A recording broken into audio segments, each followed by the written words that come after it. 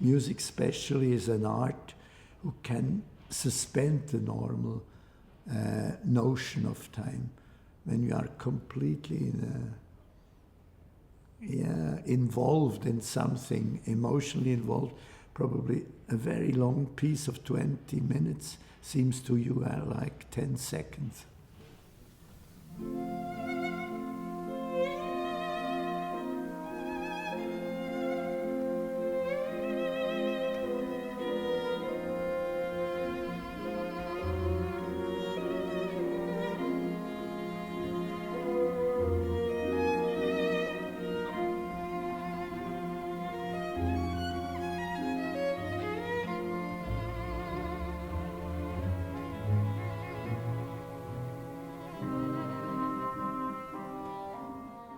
In this piece, we see a little excursion into not well-known territories for Bartók, because the second theme of the first movement is in 12-tone. It's a 12-tone theme, but he integrates it completely in his tonal way of thinking.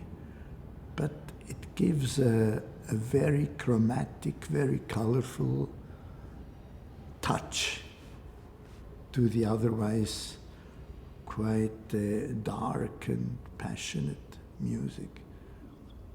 And then the second movement is a fantastic, for me, the greatest movement, sort of variation movement where the theme is nearly, could be a folk song in Liedic, old mode, Liedic mode, and very simple melody, but it's changing all the time, like a metamorphosis, like Goethe's idea of the metamorphosis of a plant, that the whole life of Earth comes out of a single seed, of a little structure of a theme.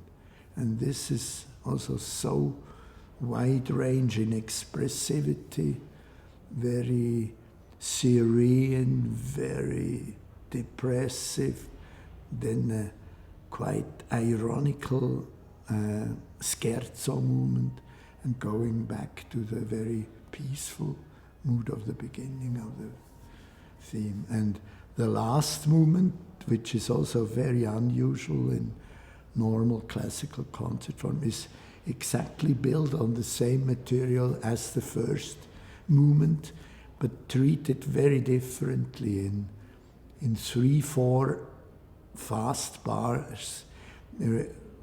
Really, the pitches of the themes are the same, but the music takes a completely different character. It's like a big variation, the third movement, a big variation of the first movement, or vice versa.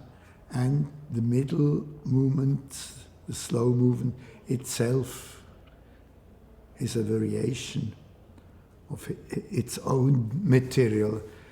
And this is again this very cherished form of Bartók, this complete symmetry. And you find many quartets in 5 movements, or even the fugue in the music for strings and celesta is built, we say, a fan fugue, a fugue which develops on all 12 notes of the chromatic scale, the entries of the fugue, but it's exactly built in the golden section proportion. And also this proportion you find everywhere in the violin concerto. And this is really a very, very rare achievement for a composer, that he can bring together the greatest intellectual control together with a complete spontaneous and very natural way of speaking. You have to go back to Bach to find the same balance and in Bartók also you find also the balance of a very clear harmonic